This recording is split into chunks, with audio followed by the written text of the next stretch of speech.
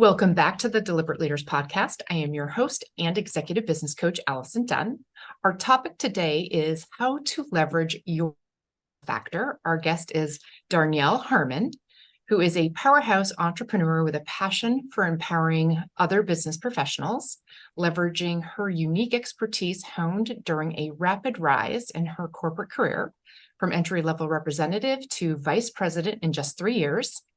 She now helps others break through their own barriers. Darnyelle, thank you so much for joining us here today.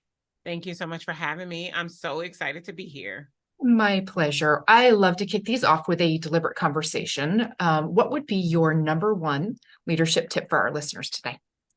My biggest tip for leaders today is to decide to be a leader. I think leadership is sometimes a catch-all and it's misunderstood. And as a result, we don't exactly understand the significance and the importance of it. In the work that I do today, working primarily with small business owners that want to get to the $1 million mark, one of the biggest barriers we see is actually being a leader.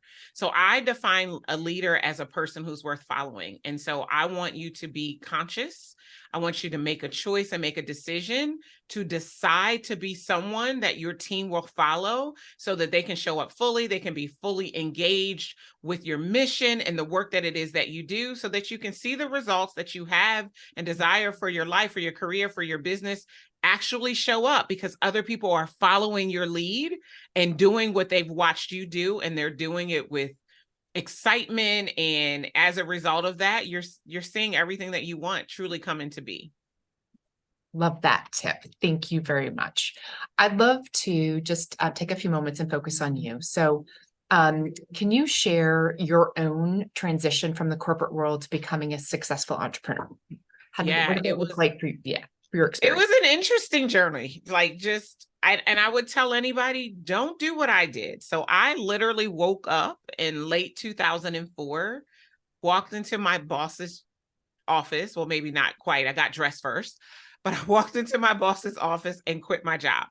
I did not have a plan. I just knew in my heart, in my spirit, in my gut that I was no longer meant to sit behind someone else's desk. And while I wasn't sure what that would lead to, I was willing to take the chance on myself because I believe that I can do anything that I put my mind to. And I literally quit with no plan. And then within a few months, I decided, okay, I've got this Mary Kay Cosmetics business here that's very part-time.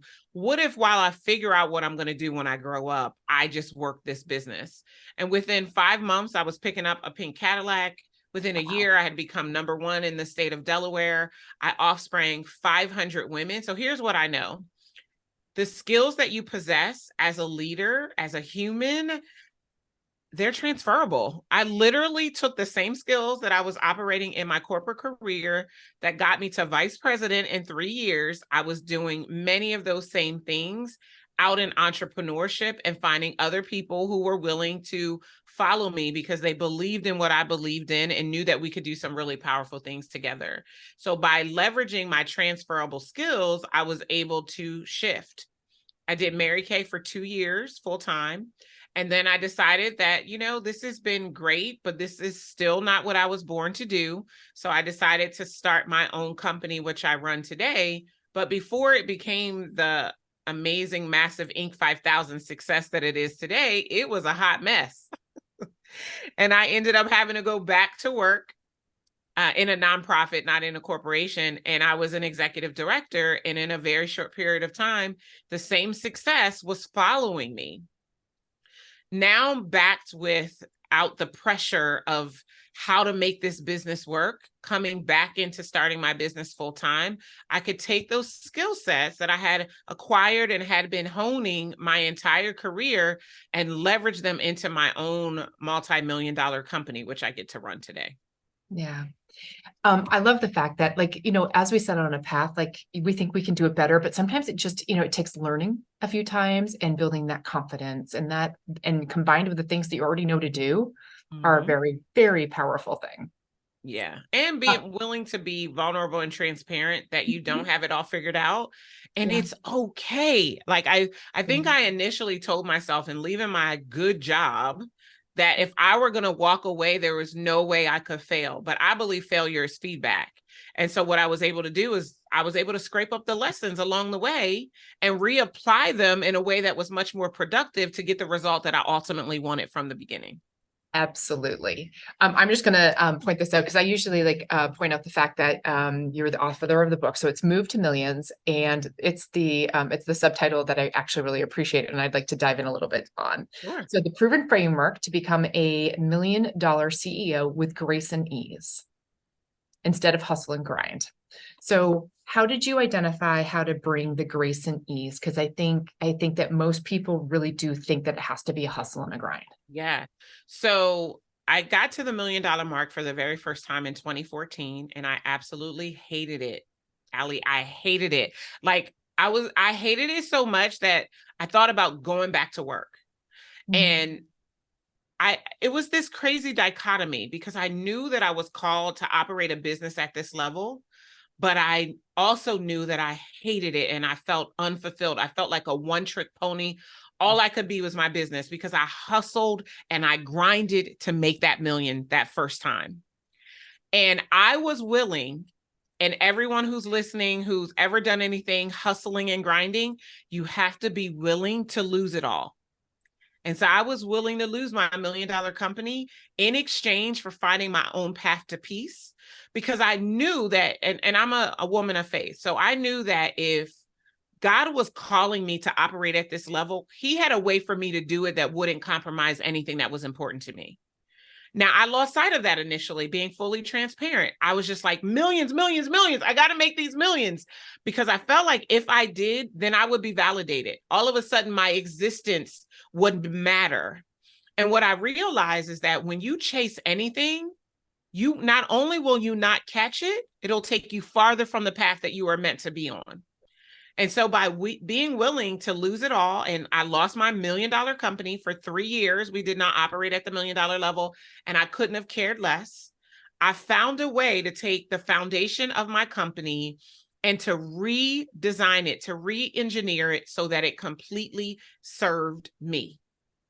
It took me 3 years to do it, but when I came out on the other side, I had the proven framework. And now I have the book and 42 others that I've helped make the move to millions with grace and ease instead of hustle and grind. Now, I am not suggesting that there will not be work. There will absolutely be work, but you don't have to hustle and grind. The hustle is completely optional.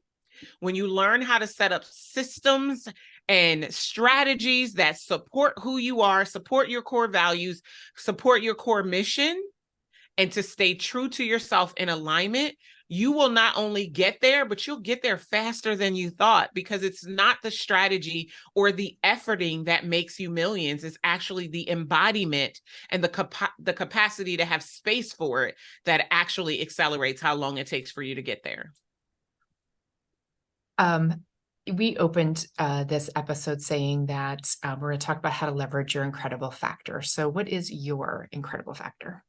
Yeah, so I probably have 3 incredible factors. And let me define what incredible factor means for everybody out there. So your incredible factor is comprised of 3 things: your hot, undeniable gift, the thing that you do that when you show up fully to it, it transforms the lives of other people. It is also your unique value proposition, what makes you different and compelling in the very crowded marketplace.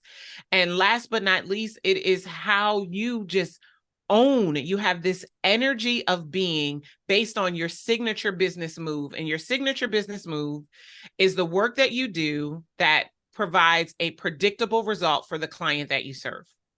And so when we think about my incredible factor and what makes me amazing, my hot, undeniable gift is I have a way with words. I've had a love affair with words since I was 10 years old. I got a perfect verbal SAT score. And I know how to use the correct words to get people to take the actions that you want them to take. That's my hot, undeniable gift.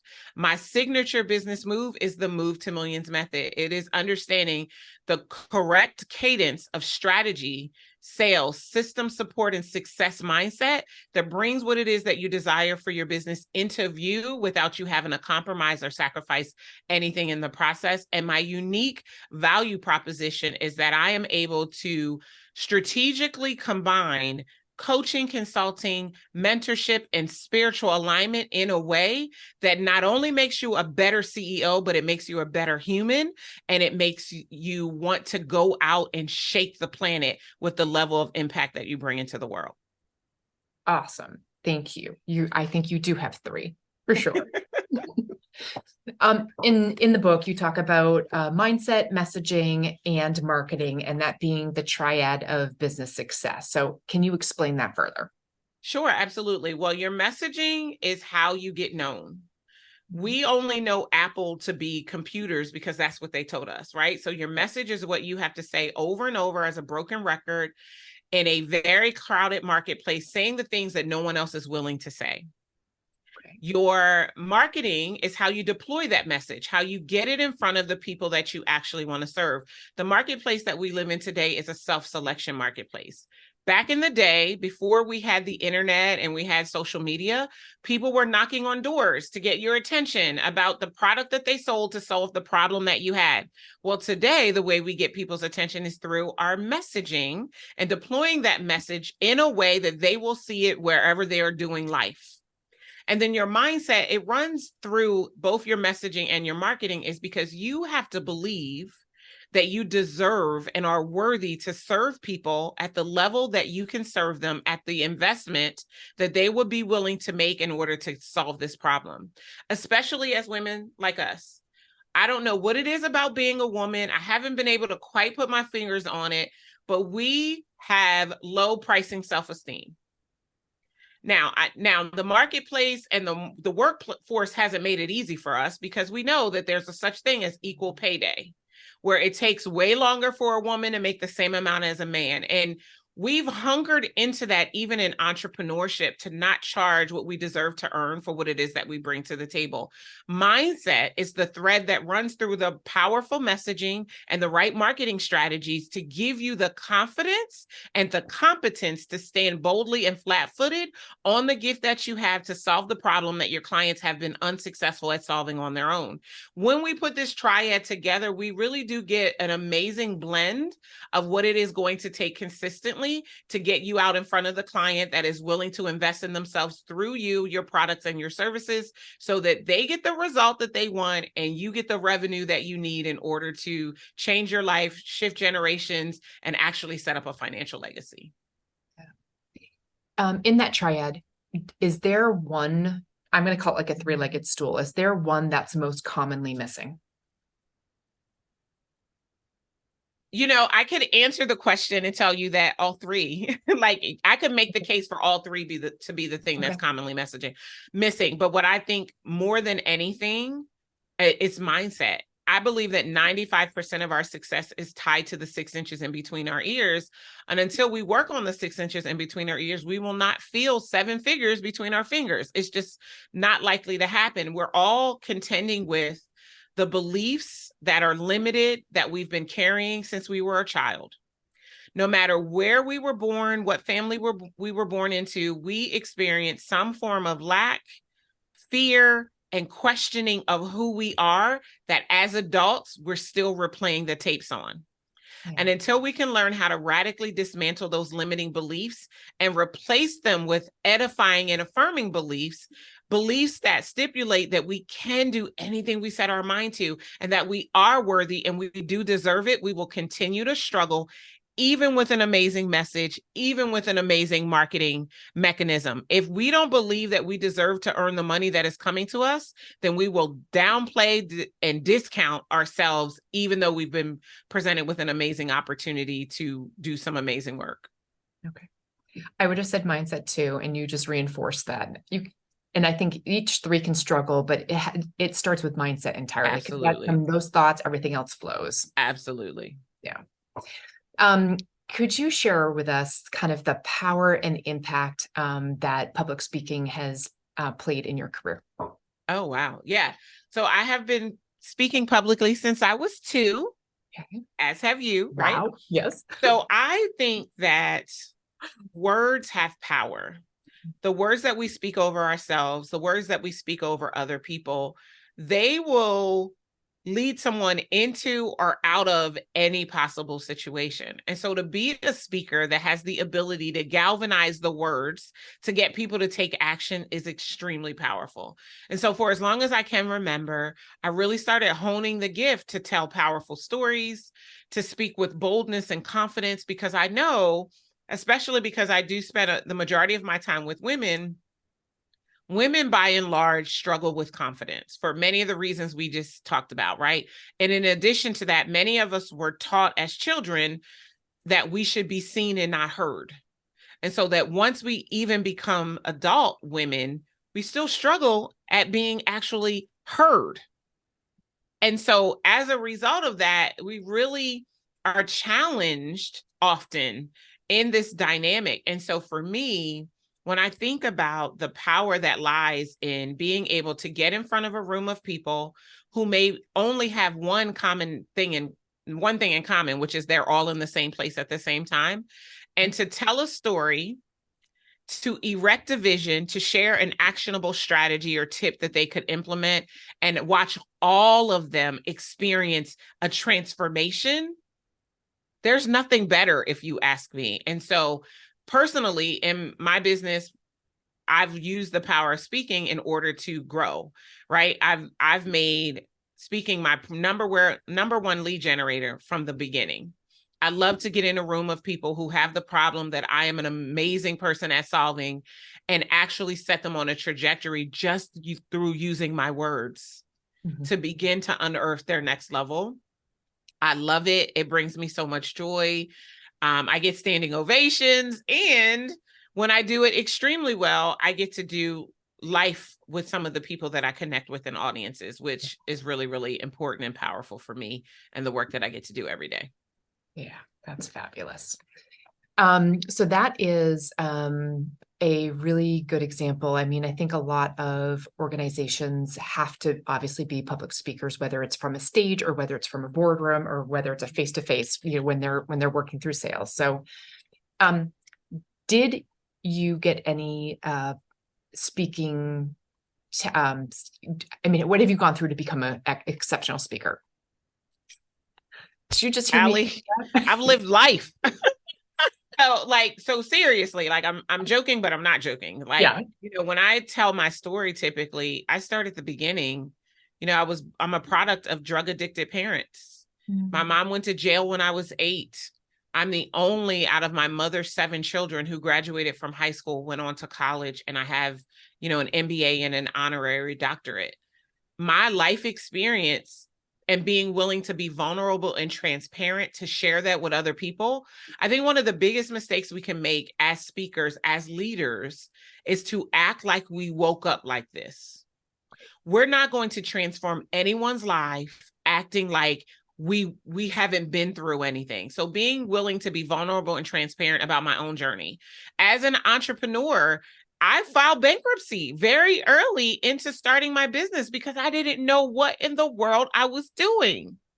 And being willing to be vulnerable and transparent, it makes me human to the people that I'm interacting with. And as soon as I become human, then I also become aspirational, because I've been able to go through and experience some of the greatest adversity of my life. I mean, we don't have enough time for me to tell you all the things. They're going to have to get a copy of the book, because the book is part memoir and part methodology. And so I do put all of my business inside of the book in an effort to inspire you and just to demonstrate what's possible. I believe that if it can happen for me, it can absolutely happen for you.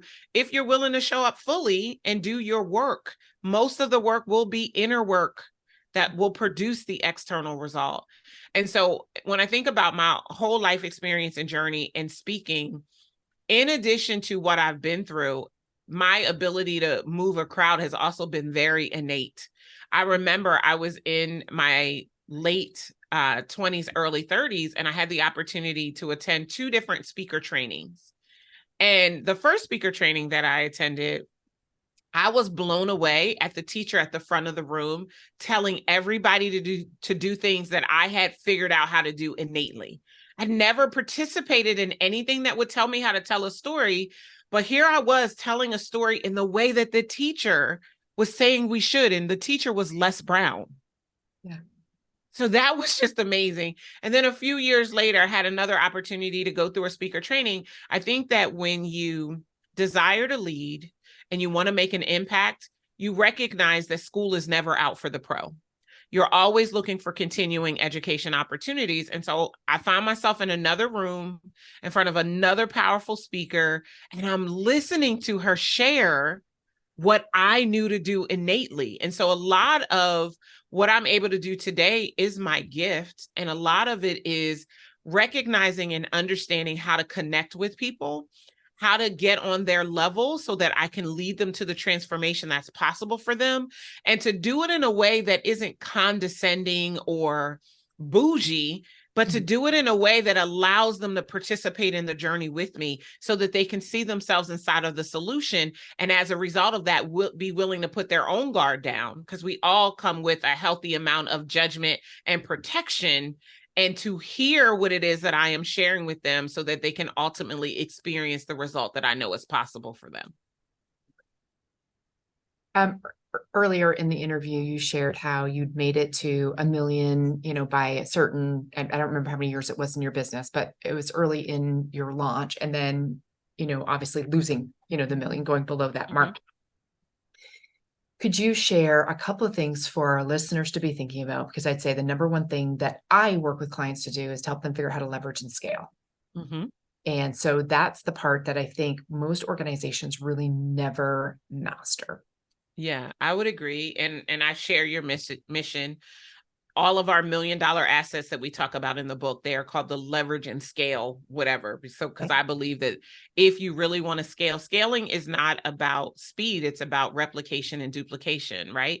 How quickly can you reduce the amount of time or effort it takes you to achieve a result is really what scaling is all about. And so for someone who's out there who hasn't even started on a journey to millions, they've gotten the thought, maybe ruminate in their brain, and they're like, maybe one day I could do that. 2 pieces of advice that I would give you right now is, number one, if you decide that it is your goal to get to the $1 million mark, spend as much time deciding that that's your goal as you do clarifying your why. I believe that when you know your why, what you do has more impact. And that will be your North Star when you have hard moments, because I promise you, it will be grace and ease, but it won't always be easy. There will be days when you want to quit. I mean, there are days when I quit and I just rehire myself the next day. There will be moments, especially as a leader, where you experience challenges as you're managing the efforts of other people. Some days it's not sunshine and rainbows. Sometimes it's a torrential downpour the entire time. That why that you're connected to will give you the power and the courage and the confidence to get up one more time when you're having a bad day. And then the second thing that I would share is, as you are looking to move your business to and beyond the $1 million mark, don't start making the move until you know you have a firm foundation upon which to scale. The biggest mistake you can make is to start the journey towards scaling your business without optimized systems, strategies, and people supporting your efforts. You're going to make it so much harder. It's going to be like trying to push a boulder up the hill instead of getting to the top of the hill and literally watching the boulder flow, because you did your work on the front end. I believe that doing the work to build the foundation, not only will it set you up to leverage and scale your business, it's how you sustain it and defy the statistic that says that 78% of the people who get to the 7-figure mark never do it again. I don't want you to be a one-hit wonder. So build that foundation first and then start your ascent to the $1 million mark. Yeah. When, I think you call it a blueprint. I call it a blueprint, having the idea of what's needed in order so that the foundation is strong enough to build on. Yeah. And because once you start to scale, if you don't have the systems in place, it just fractures what you have and it breaks apart pretty quickly. So right. I mean, you will break your business probably every 90 days to 6 months if you don't have a strong foundation. Yes, it's such a good point. So I just want to come back and highlight the book one more time. Move to Millions is out and available through Amazon, I assume, and I will make sure that I have a link inside of the show notes. It's just the shelves. So congratulations on your baby and birthing it. Who did you write this for? I wrote this book for aspiring $1 million CEOs. I think a lot of us, we get to six figures and we're like, where's the confetti? Where are the trumpets? Why haven't the heavens opened? We quickly realize that a low six-figure business is small business poverty. And you might not use those words, but those are my words. And we realize that we really can't live the life that we quit our good job for on low six figures a year. I believe that $1 million company is the floor, not the ceiling. And so I wrote this for every aspiring $1 million CEO that's out there, whether you're at 300,000, a $500,000, or you're just leaving your job wanting to start your business.